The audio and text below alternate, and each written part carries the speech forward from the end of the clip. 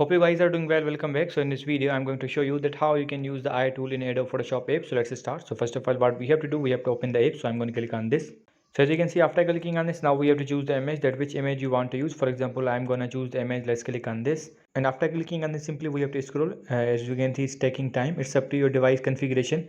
If your device will be good, it will take less time. So I'm going to scroll this, and after scrolling this, as you can see, has the second last option, which is called eyes. So we have to click on the eyes, and after clicking on the eyes, as you can see, has the option for the tap on the red eyes to correct them. And now for example, I'm going to zoom this one, and after zooming this, and I'm going to zoom it more, and now as you can see, now simply what we have to do, we have to tap on the red eye. So let's click on this.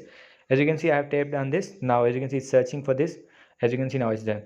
Now as you can see, now it's a picture little bit looks awkward because there's no any kind of red eye. That's why it's looking like this. So we have to click on this, and the image will be undo. If there's any kind of red dot or red correction color, if there's any kind of red color or anything in the eyes, then it will be removed automatically. So in this way you can use the eye option in the Photoshop app. I hope you guys understand this video, that how you can do this. So see you guys in the next video.